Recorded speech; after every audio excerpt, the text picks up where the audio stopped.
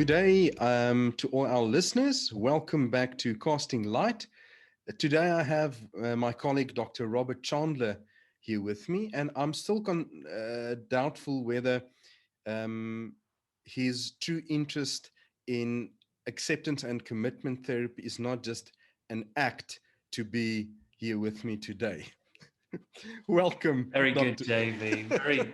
Very good. Sorry, Good. I'm acting a fool today. Please pardon me. No problem at all. Listen, it's a pleasure to be here. Thank you for having me. Thank you, Robbie. Today we're going to talk about acceptance and commitment therapy, one of the modalities that you practice. It's something that I have not had much background or exposure to. So I want to ask you to maybe give us a broad overview of what ACT is. Do you know, JV, that's a really good question, and you might have noticed there I actually paused before answering it. And as I'm thinking now, I think actually it might be more helpful for me to show you what the process of ACT is, rather than kind of just describe it. So the reason this is relevant is let's. So when you asked me that question, JV, something really interesting happened, and all it happened in kind of a microsecond. So a little voice in my head started saying to me, Robbie, you know, this is the opening. Okay, don't mess this up. Do you remember that time, Robbie, when you were in year 8 and you messed up that presentation? And so suddenly, you know, don't mess this up, Robbie. Like, you know, they'll realize you're an imposter and you don't know much about this stuff. So all of this happens in kind of a split second, right? Now, I'm kind of describing this to you, okay? So I'm noticing that I'm having these thoughts, but I'm kind of leaning into them. I'm accepting that they're there, okay? I'm becoming mindful of them, and I'm not trying to struggle or run away from them. I'm kind of paying really close attention to what they're saying.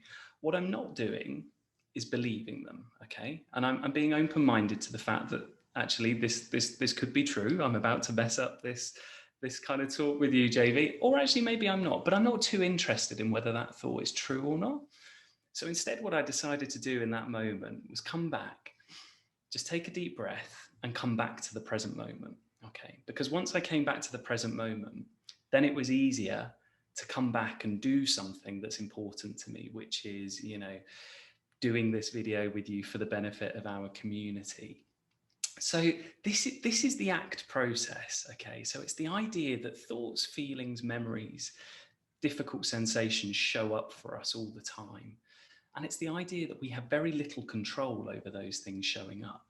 But what we want to do is to bring some awareness to those things, not to struggle against them, not to run away from them, but to become fully present of them, but then decide, make a conscious decision to come back to the present moment, to engage with doing what matters, which is often in line with our values. So I don't know if that's a kind of useful summary. That's beautiful. Thank you, Robbie. It makes it practical and give an image or an experience now to make sense of a construct. And as you were describing it, it sounds so counterintuitive as to so many people in therapy tell me, I want to learn how to control my thoughts. I struggle to control my emotions, where the aim is so often to control it or to learn how to control it. And that just spirals. The more I try and control it, the more difficult it becomes to control it. Because as you say, we can't really control it. It's about not engaging with it and just accepting it's showing up for me in this moment, but it might be true or not. Absolutely. You know, a couple of points on that, JV. You know, we often in ACT use the analogy of you know, the finger trap, you know, when those finger traps you used to play with as a kid, and the idea that when you put both fingers in and to try and get out of that, you pull and you struggle against. But what happens to the finger trap when you start pulling? It just tightens its grip. So here in ACT, we're about the idea of leaning in, going in towards the emotion, facing it head on. And actually what tends to happen then is the emotion becomes a little bit lighter. It becomes a little bit easier to manage. Now, as you say, JB, It doesn't disappear and it doesn't go away, but it becomes lighter to live with. And I keep kind of coming back to this point. It then becomes easier to get on with doing what matters. So anxiety, fear, difficult memories can still be there in the background, because ultimately this is part of a rich, diverse, meaningful life in order to experience this broad palette, this broad range of emotions that we have. And so, as you correctly say, kind of trying to control these inner thought processes is incredibly difficult. The brain's essentially a couple of pieces of meat with electricity running through it. How much control do we ultimately have over some of those processes? So often we just have to make room for what's going on for us in the present moment, and, as I say, kind of lean into it.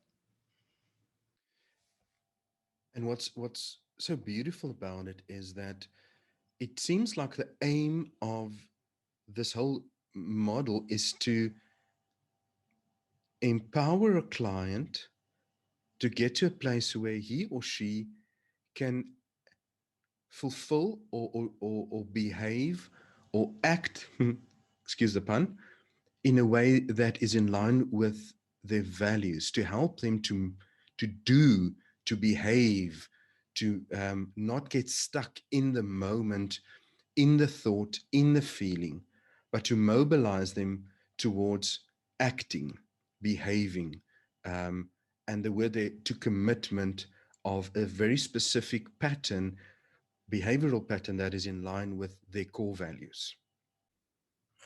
Absolutely. And I guess the opposite of what you're describing, JV, is what we term in ACT experiential avoidance. So, this is the idea that when difficult thoughts, memories, or sensations show up for us, usually many of us, do one of four things. And many clients that we see will do one of these four things. So, the first is rumination. So, we'll try and think our way out of the problem. We'll try and challenge it. We'll try and challenge the emotion. I shouldn't be feeling like this because X, Y, Z. But we end up ruminating, spending time. It keeps us up at night. It stops us from being present and engaging with our families and with our kids. So rumination is one. The second one is numbing. So the idea that if a difficult sensation shows up, actually I'm going to numb this, maybe through substances or through overeating or whatever it might be, just to try and escape in the moment. I guess the next form is the idea of distraction. So many of us will just try not to think about it and maybe throw ourselves into doing work. Or fourthly, the idea of just avoidance, completely avoidance of the situation in which that emotion shows up. And as we know, when we meet many clients, often, specifically, I guess, with anxiety, often they're usually doing a lot of those four strategies I've mentioned, but particularly the avoidance aspect, avoiding going to places where the anxiety might show up. So, Yes.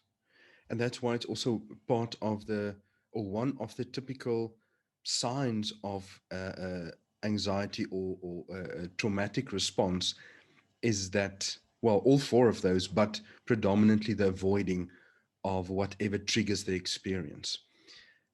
What does this look like in therapy then, in a practical way? Let's say a client comes to see you struggling with anxiety, and let's make it maybe applicable to this period that we live in, this pandemic era. What does it look like practically in therapy? that's a really good question, JV. And what I might just tag on to the end of what I said previously is that those four experiential avoidance strategies I talked about, it's really important that we're compassionate towards clients, because it's understandable that they're engaging in all of those four.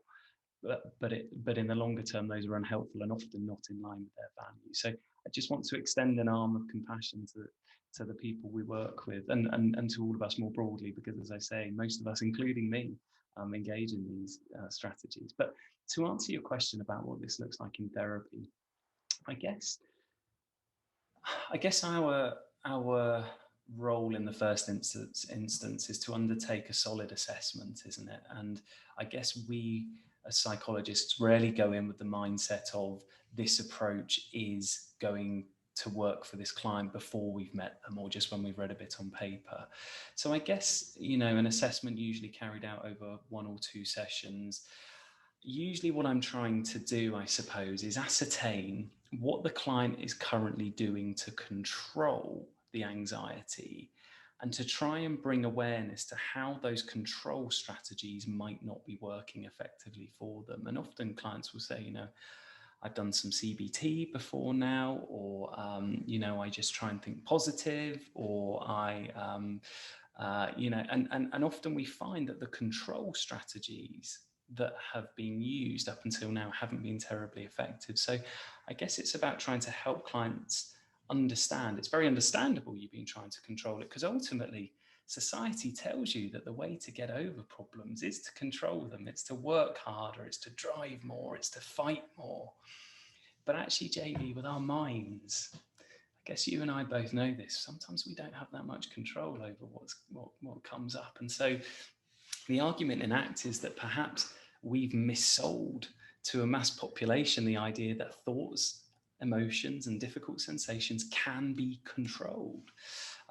So the first couple of sessions are about trying to introduce that slightly different perspective to clients. Now, some clients aren't up for it and will outwardly say, I don't feel ready.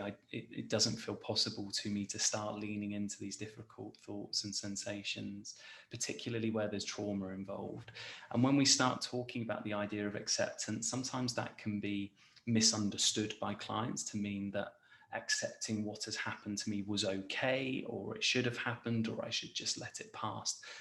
And to be clear, that's not what acceptance is. And often I have to kind of explore this with clients in great detail. But acceptance means accepting that the event has come to pass, but are you going to allow it to dictate the remaining years of your life? So yeah, essentially then, I suppose in summary, when a client comes, I'm really just trying to figure out if ACT is going to work for them. And if it's not, we go to a different treatment modality. And actually, if they're still bought into the idea of control, then, maybe something like a CBT approach might be more effective. But I tend to find, and this is just anecdotally, but for many clients, it can be quite a refreshing approach. There's something quite powerful about relinquishing control and not being in the fight and not being in the struggle anymore. And so I tend to find that a lot of clients seem to go with it. Maybe it's because of the way I sell it. I don't know. But yeah, does that answer the question? Yes, it does. So what I'm hearing is that it's all just an act of you. It's you selling it. No, what I'm hearing, Robbie, I'm just fooling around. What I'm hearing is that first and foremost, as a therapist, you are not a practitioner of ACT. You're a therapist meeting a client, determining where the client is, what they have developed over years to try and cope, and in collaboration with the client, explore in what ways the coping strategies are serving them or not. And then introducing the concept of accepting that that event has come to pass, but making the choice then whether that's going to dictate your life from this point forward or not, and accept that with that um, experience, certain emotions come with it, certain thoughts come with it, but help them to lean into that. So we can look at what is this and not try and control it or avoid it, but accept that it's there and not necessarily engage with it, to relinquish the control or the attempt to control it, which then frees them up from a lot of expenditure of energy in trying to contain and control that, so that there's some psychic or mental capacity that they can utilize to commit to um, something closer to their core values. And I'm so glad that you explained the construct of acceptance, because that's one thing that I thought about is I think there's so many different un, ways of looking at the concept of acceptance out there, that it's very important to distinguish that you are accepting um, that it happened. You're not accepting or you're not okay with the fact that it happened, and you're accepting that due to that event, there are certain thoughts that will pop up. There are certain emotions that will surface, as it's all part of the human experience. It's not lying back and saying, okay, I give up. I accept that this happened to me. It's not that acceptance. Um, the first line of the book, The Road Less Traveled, just came to me as you were speaking, and that is, life is hard. And the moment you make peace with that, it's not so hard anymore. I think JV, that probably sums it up beautifully. Yeah, it really does. And for those watching, I'd highly recommend a really great book on acts, which is The Happiness Trap, by a wonderful guy called Dr. Russ Harris. And I think the opening paragraph in that says something very. I think even the first sentence is something like, life is suffering, and the sooner we kind of, because I guess it goes back to what we were talking about earlier, JV, with maybe in the last 20 years or so, since the rise in things like social media, the self-esteem movement of the 1980s, we've been sold this idea that happiness is the goal. When we had our children, the kind of standard line that goes with that is, I just want my child to be happy and healthy. And so it's conditioned from a very, very early age that the goal is happiness. And we sometimes talk about this idea of the happiness trap. We've been missold this idea that life should be perfect. Happiness should be the dominant emotion that's at play a good deal of the time. And the reality is, as I said or alluded to earlier, being able to be present with a range of emotions, I sort of say it tongue in cheek sometimes, but people used to say to me when I had my son, I bet you just wish he's happy and healthy. And actually, I used to say, I hope he's healthy, but I hope he's happy alongside feeling sadness and guilt and betrayal and remorse and resentment and anger and ecstasy and joy, but all in different measures. And obviously, we want those negative, and I'm going to use the word negative in kind of apostrophes there, but we want those emotions to be experienced as less overwhelming, but we still want them to be present in our kids' lives so that they can learn to manage that. And so, yeah, I used to say, I want my son to, I want him to be healthy, but I want him to have a rich, full, and meaningful life, which involves a range of emotions. Yeah, and that's a beautiful movement from the pursuit of happiness to the pursuit of a meaningful life, a rich, full, and a meaningful life. And that does not exclude any suffering.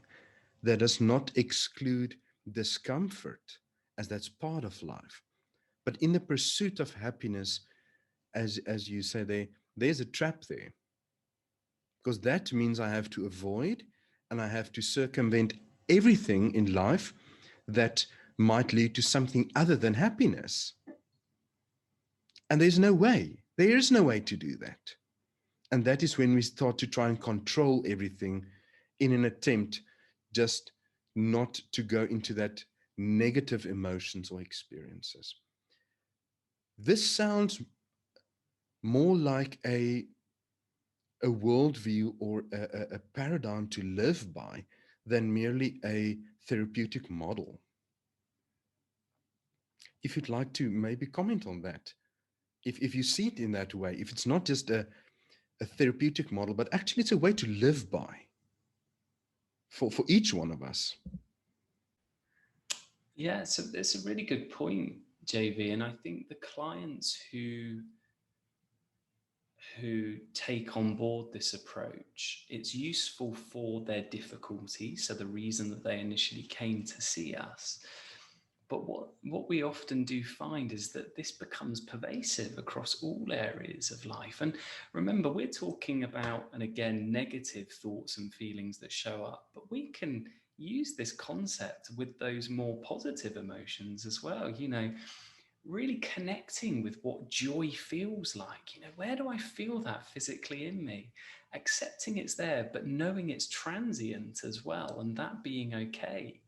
But not chasing the joy, allowing it to stay around for as long as it stays around for, and accepting that at some point it will fall, as everything rises, sustains, and falls.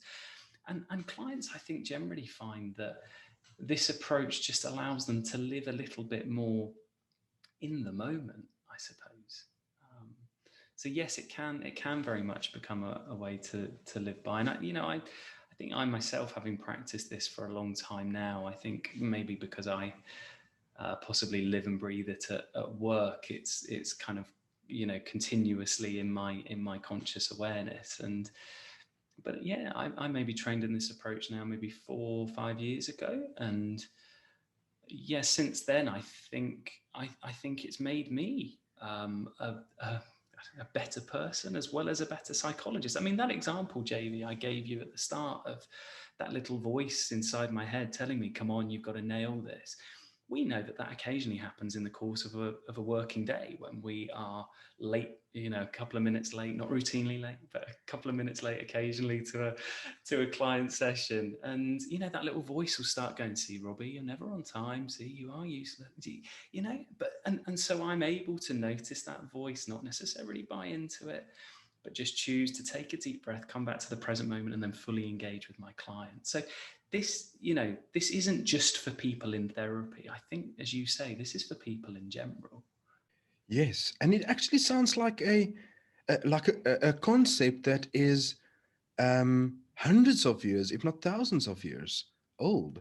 The concept of non-attachment, that I do not attach and hold on to the moment, expecting it to be a constant or remain that way. That joy is a transient experience, it's for the moment.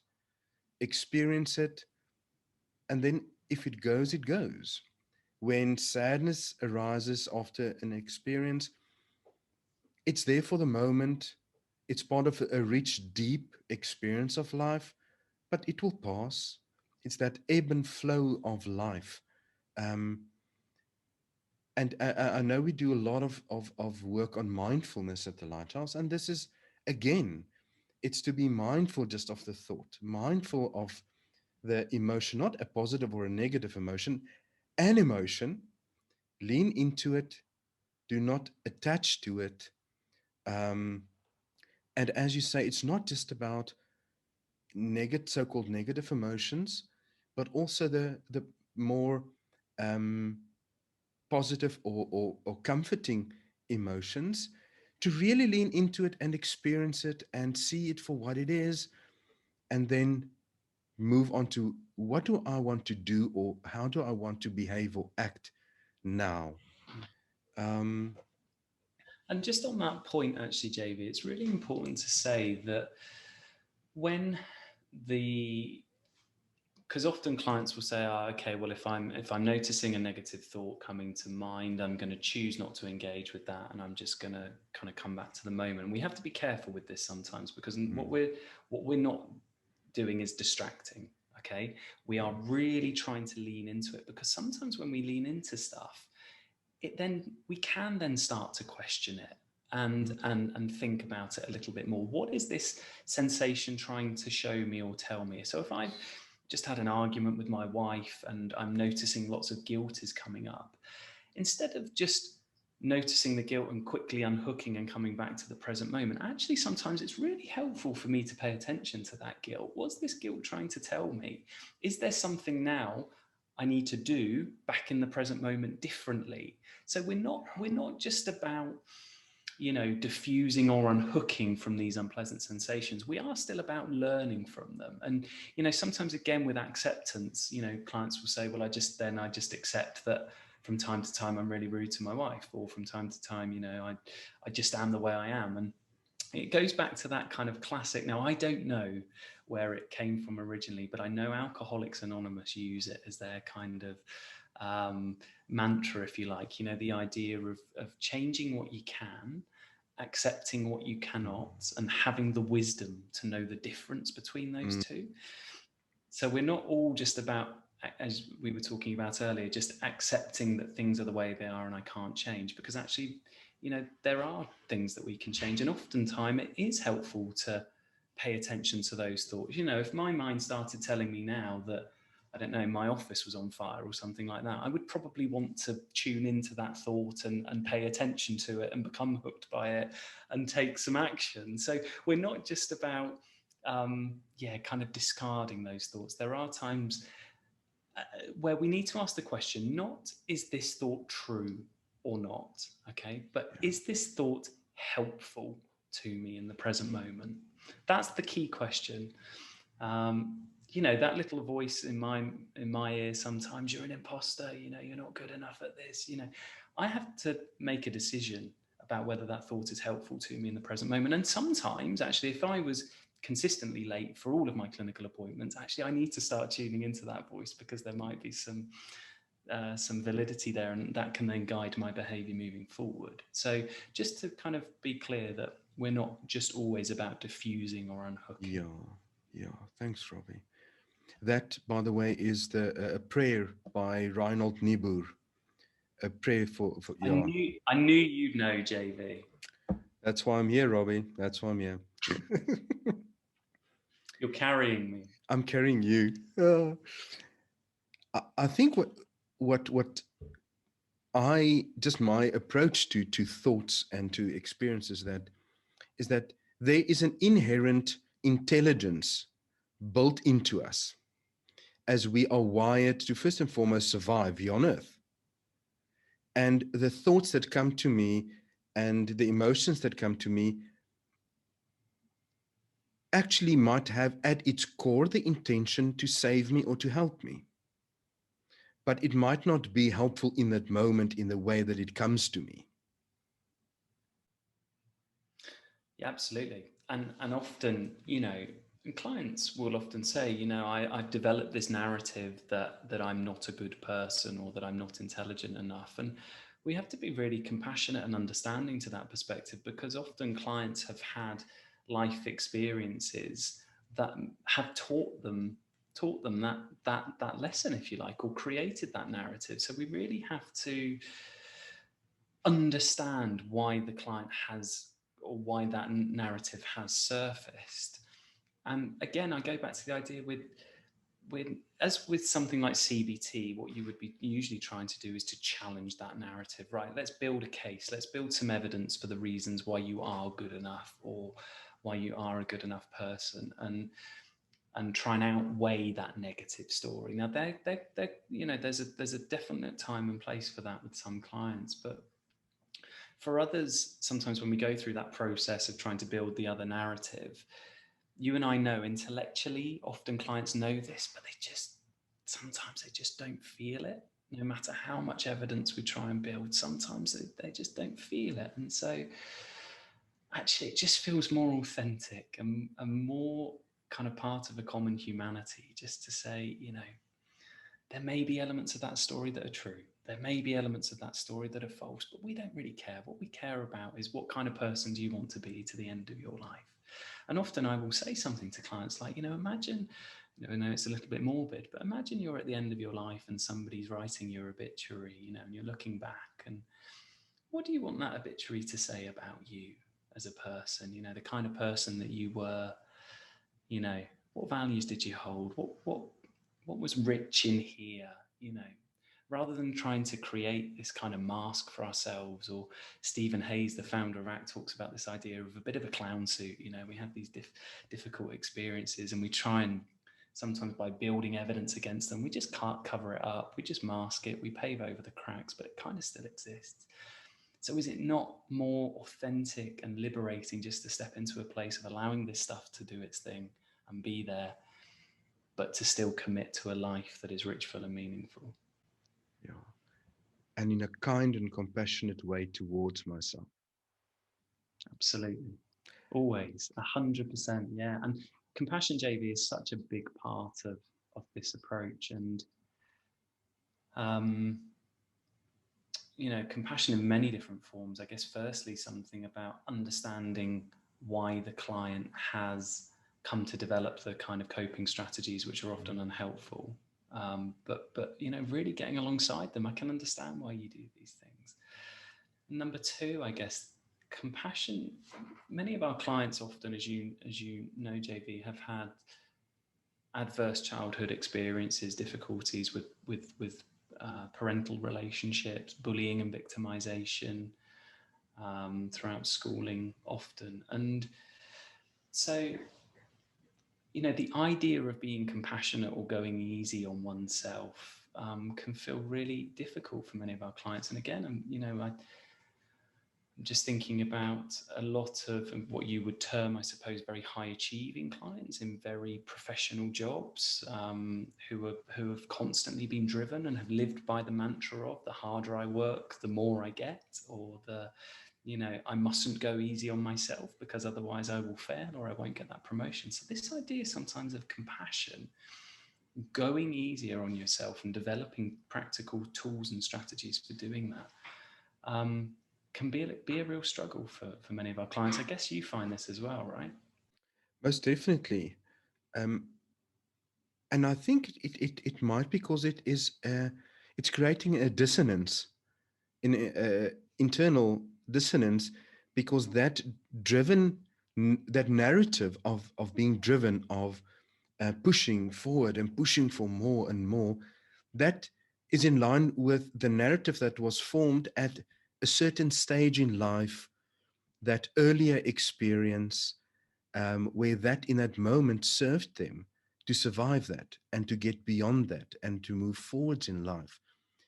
And in a certain way, it might have served them to get to where they are now, but it's not necessarily in line with a core value.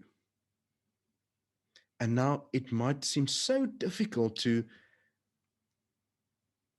integrate, or first and foremost, accept compassion towards myself, as it might trigger a sense of vulnerability and risk taking in letting go of that narrative that I have been following my whole life.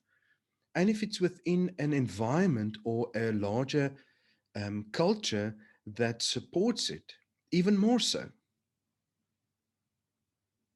And I think in therapy, I think it's about getting the adult part, if we talk about parts, the adult part to acknowledge that some of that narrative was formed at an earlier stage in my life, and to have compassion to that part in me. Like, for instance, you started with the voice that came that, Robbie, don't mess this up, like in eighth grade. To have compassion, okay, you know what? I will deliver this. You don't have to. I have compassion for that eighth grader in me who had that experience and was terrified, or whatever the experience might have been, to learn to have compassion for that younger part of me, and to put that part and say, you come stand behind me. I'm going to deliver this. But I want you with me. I want you here because part of who I am today and what I have to give and why I'm here today is because of you. But in this moment, I'm going to do the talking. I'm going to act in this moment. Yeah, absolutely. I think that's a lovely summary. Sometimes with clients use the analogy of a kind of board of directors. It might feel right now that this little voice on your shoulder just feels like the MD at the top of the table, the dominant voice. And actually, is there a way that all of the people around the table can just have an equal say in terms of what's going on? And like you say, I acknowledge that 8-year-old or 11-year-old or whatever it was, needs to say something. But right now, in this moment, when I'm trying to live and do something absolutely meaningful and fulfilling, probably not the best time to be there, but I appreciate it still. And this is part of the ACT process, is about and it's not about humoring. We have to be clear about this, because sometimes some of the diffusion strategies that we teach clients to be able to unhook from that voice or those thoughts sometimes are a little bit more playful. And so we have to be careful not to mimic that voice or the painful traumatic memories we've had, not to mimic those or disregard them or make fun of them, but essentially just try and see them for what they are, JB, which this might sound really left field, but if we think about this stuff up here, it's essentially a bunch of words, images, or videos that our mind shows to us. That's essentially what our thoughts are. And actually, that can, again, be quite liberating for clients to understand that actually thoughts are just words in our head, and it's us that brings the power, it's us that brings the meaning to it. Um, um, Yeah. And just that realization in itself already can create a sense of relief, to realize I am not being led by my thoughts. They pop up randomly. Thoughts are words, images, and videos, and I give meaning to them. Absolutely. Do you know what, JV? If I just write, I don't know if you can see this, but I've just written the word kind of useless on my pad right now. If I believe I am my thoughts, or my thoughts are me, the word useless is kind of here, and it might follow me around all over the place. Okay, but once I start to realize that this is a word, okay, I can hold it here. Now it's still here. Okay, and it's going to come into my view from time to time. It's going to come closer. Something bad's going to happen, and there it is. But actually, when I hold it out here, look at all the other possibility I can see around me. Um, you know, there's my family, there's my kids, there's doing this podcast with you. Oh, there it is. Okay, I'm noticing it. I'm just going to choose it to take a step back. It's a word. Now, it's a word that might have some validity, but I'm not too interested in this. Yeah. What practical tips in in integrating this in everyday life can you give our listeners as a take home today for them? One one or two simple things that they can start to integrate in their daily life. Really good question. Um, I mean, maybe if I give you three. So I think, firstly, I often encourage clients to start changing the terminology they use. So, you know, often clients will say, I am something. So I am a selfish person by nature, or I am a procrastinator, or, I am lazy a lot of the time. And I just encourage clients that process of stepping back. I just wonder if we could change that to, I notice I'm having the thought that I'm a procrastinator. I notice I am having the thought that I'm lazy. And just the process of building that into one's day just helps us to take a step back and start to see these thoughts and feelings for what they are. So that would be number one. And it's interesting when clients do start kind of applying this, and you can tell they're really getting into it, because often they'll come back in sessions, and I might slip into saying something very definitive, and they might say, Dr. Robbie, you notice you're having the thought that you were 5 minutes late, or whatever it is. So yeah, so I would encourage people to start getting into that. I think as well, there's really something, number two, about getting in contact with your values. And, when we talk about values in an ACT sense, I guess we're talking about qualities or attributes rather than tasks or achievements. So the qualities and attributes that sit deep within you and make you the kind of person that you are.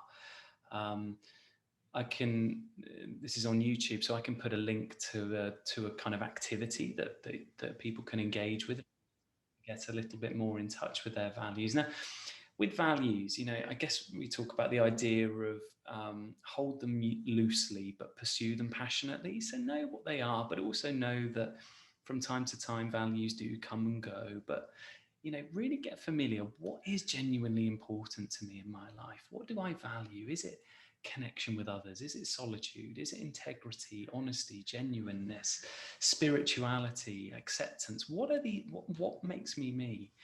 Um, because once we know what it is that we value, it makes it easier to live a rich, full, and meaningful life, I guess, through then the things we go on to do. So, number two, I guess, really try and get in touch with one's values.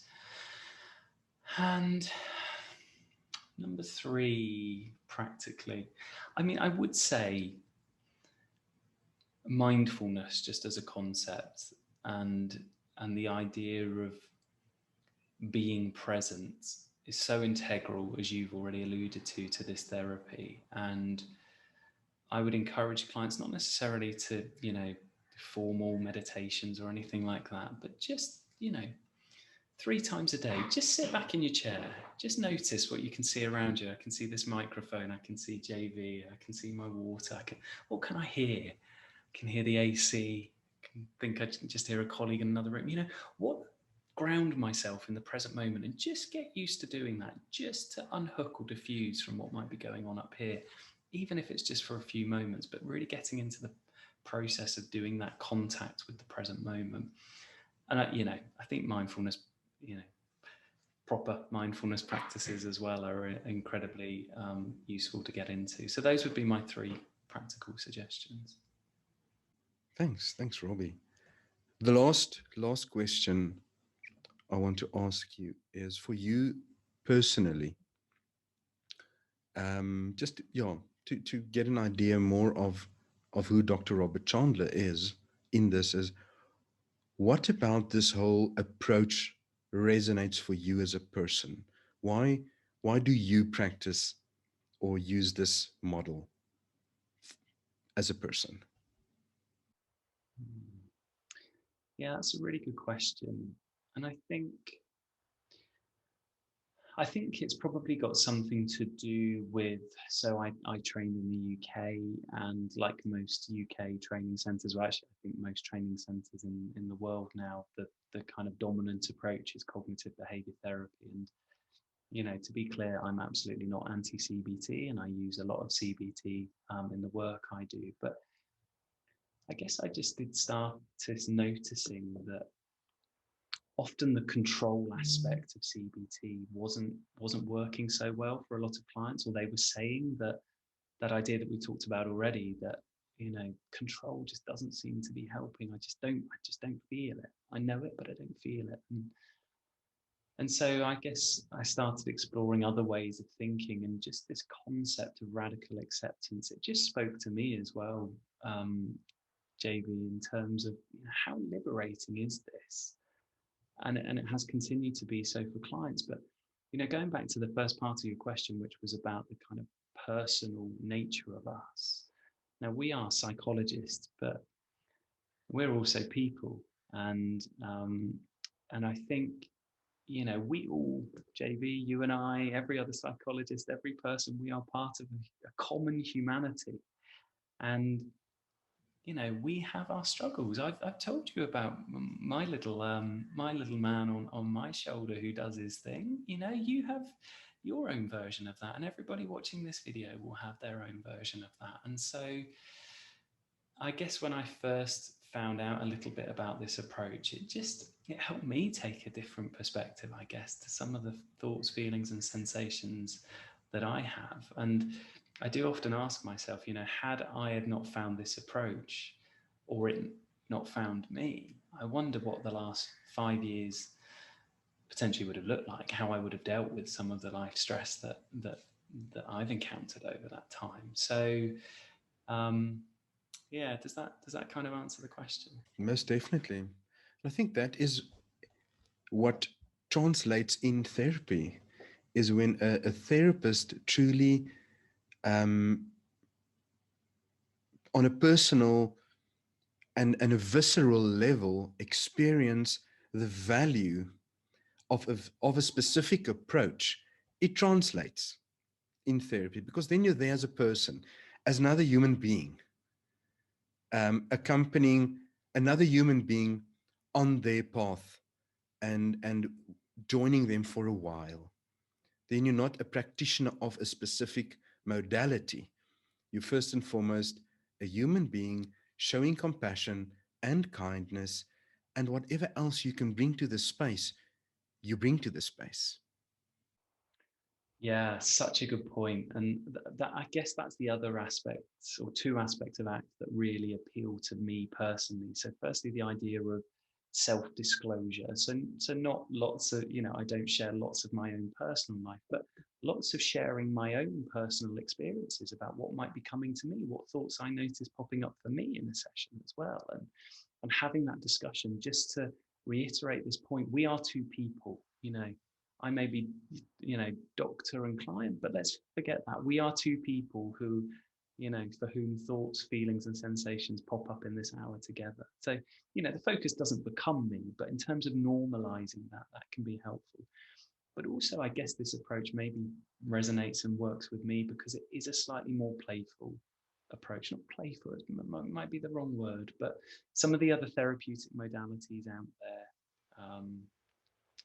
yeah, perhaps don't put so much emphasis on the idea that the therapy session can involve humor and kind of not laughing at our thoughts, but yeah, what is really going on here? Let's dissect this. And some of the diffusion strategies, as I said earlier, a little bit lighter and more playful. And I think, yeah, that certainly works for me in my personal style, I suppose.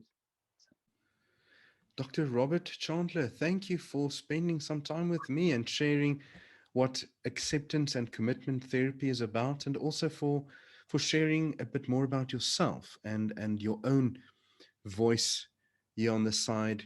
And I think the more we as people also share about that to our listeners and to the broader community, we're also busy destigmatizing therapy and creating an awareness that we we are not working with people who can't cope in life. Sometimes we do see people who really struggle, but more often than not, our process is about how do we assist people in enhancing and deepening their experience of life towards a richer and a more meaningful life. And we are also on that journey ourselves. We are not the gurus.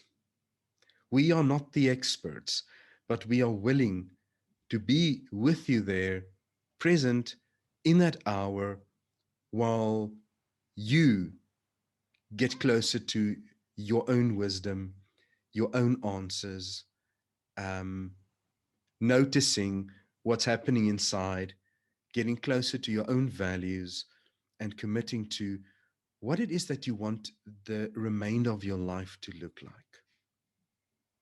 So, thank you for your time, Robbie, and I'll see you in the kitchen soon. Take care and have a lovely day. Been a pleasure, JV. Thank you. Take care.